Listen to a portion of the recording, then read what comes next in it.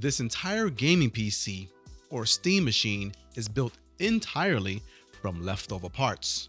You power it on and it boots up straight into Steam Big Picture mode. It plays modern games at 1080p, high to ultra settings, 60 to 120 FPS without Windows. If you love the ecosystem and the feel of the Steam Deck, you might also enjoy this as well. Let me show you why this might be the perfect living room setup for your gaming. So I had extra parts left over from previous PC builds and upgrades that were just sitting around doing nothing.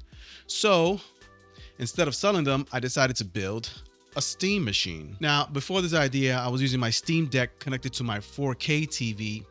The problem was that it just didn't really look great, and the Steam Deck for that kind of purpose is quite underpowered actually. 800p upscaling doesn't really look good, and you can't really get good frame rates with bigger titles. Sure, there are things like lossless scaling and frame gen plugins and the sort. There was just too much compromising for what I really wanted it to do. So I decided to build this Steam machine, not a desktop PC, not a Windows box, but a couch first, controller only, mostly gaming PC. And honestly, it kind of turned out a bit better than I was expecting. So here's the leftover parts powering this little bad boy. Internally, you got a Ryzen 5 3600 with the stock AMD cooler, MSI GTX 1660 Super, DDR4 3200 MHz RAM by Team Force, 500GB 4.0 crucial NVMe boot drive. You also have a 2TB SATA SSD for installing your games. The motherboard is a B550M ITX ASRock motherboard, pretty decent, and it powers up by a 600-watt power supply. And of course, a small form factor ITX case. And the secret sauce,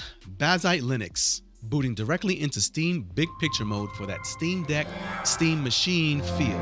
As it turns out, these components work perfectly for 1080p living room gaming and even some light 1440p gaming. Yes, at 1080p, you can get high to ultra settings. That's right, so it looks quite crispy, up to 120 hertz or more if your TV supports it. Depends on game titles as well, of course. In my guesstimations, I'm thinking this is roughly 4 times the power of an actual Steam Deck. And because it's Linux with minimal OS overhead, performance is pretty consistent. No random Windows background task tanking your frame rates or performance. Powered on, you're in Steam. You grab a controller and everything just works. You can set it up to auto login to get right into Steam Big Picture mode every time with Bazzite. Bazzite is built with gaming first in mind, so it has a wide compatibility for controllers, comes with many gamed apps pre-installed, but unlike consoles, you can upgrade parts, install mods, emulate older systems. You can use desktop mode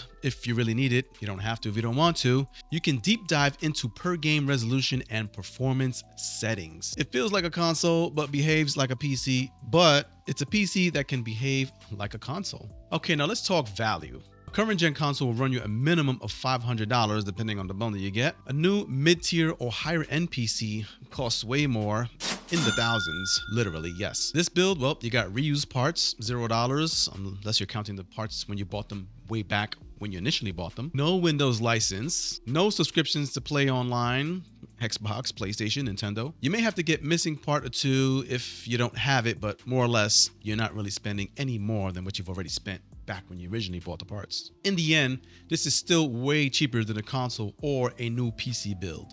So if you have the parts already laying around, you have the hardware just collecting dust, this is one of the cheapest ways to build a really capable Steam machine. However, this isn't for everyone.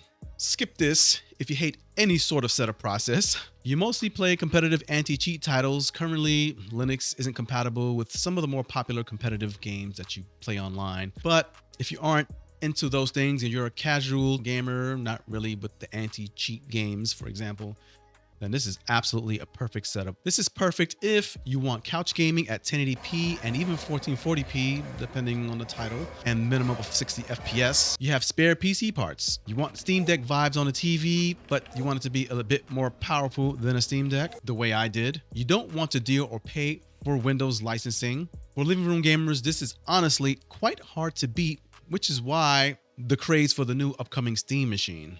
Yes, Am I gonna get that? I don't know. Let's talk about the pros. Super cheap, you're using leftover parts. Much better performance than a Steam Deck or a Switch.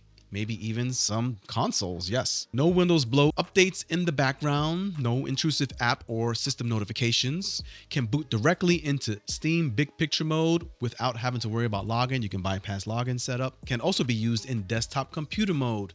Same as with a Steam Deck, so you get those Steam Deck vibes. You also have wide controller compatibility, works with AMD and NVIDIA graphics cards. Yes, so you can do either or. It doesn't have to be fully AMD. Free online play, as I've stated before.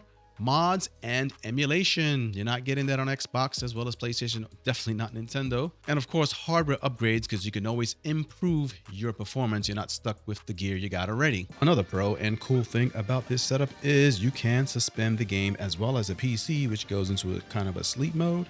And then you come back, press the power button, power back up, and you are back in the game right where you left off. Oh, and one small thing or big thing. You're not locked into one ecosystem. That's right. You have things like Epic, GOG, cloud gaming, for example, as well. No pop-ups, no forced updates. All that stuff can wait till whenever you get to it. No cost or license fees for an OS. Let's talk about some of the cons. One of the cons is there is some setup involved. You have to build the machine also if you have those parts, so significant setup initially anyway. Linux can be a bit of unfamiliar territory and a little intimidating, but I guess after a while you start using it, you get used to it. Not compatible with several anti-cheat games, so one other con there. It will require mouse and keyboard at some point, especially if you want to get into modding and emulation for setting up those particular setups. And the last one, it won't behave exactly like a Steam Deck.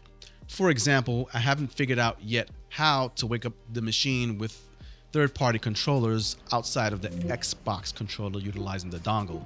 But you can wake it up with a keyboard and mouse, but with other controllers like an 8-bit Duo or GameSir controller, it's going to take a bit of opening the terminal and running commands and scripts and setting up stuff in the back end and even in your BIOS to get it to recognize or to have the capability of waking up with a third-party controller, which I started delving into, but I haven't delved into deeply enough to get it to work exactly the way I want it to. But the reality is controllers live by the Steam machine. So when I walk over to grab the controller, I just press the power button to wake it up or power it on and it boots into Steam Big Picture mode.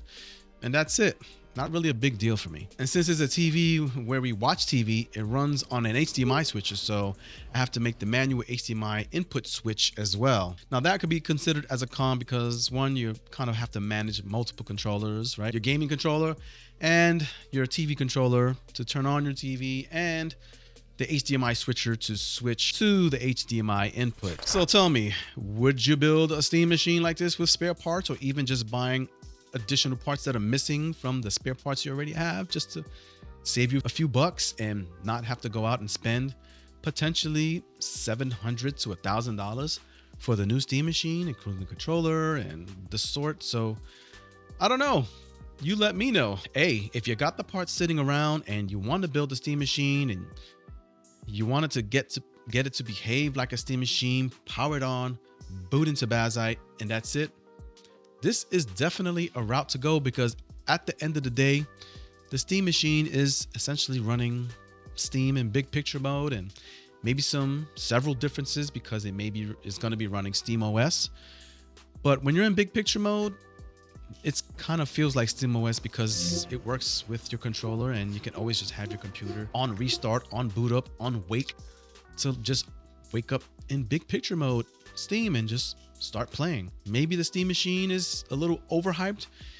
Maybe this is something that people are looking for because, well, they don't want to build a computer. That takes time, installing Bazite and learning Linux a little bit. This is quite a little bit of a setup. If you don't want to get rid of Windows completely, you can set up your Linux or Bazite system in dual boot mode. And you can boot either into Windows or back into Bazite, but that's a whole other topic for discussion. All right, let me know if you're interested, and I can probably deep dive and delve into the setup of Bazite to make it easy for you if you're really thinking about getting into this kind of setup. Let me know in the comments, like, subscribe. That'll give YouTube and me the signal that this is kind of what you're looking for and this is what you want if you have the parts, or even if you're just gonna build a machine to run like a steam machine.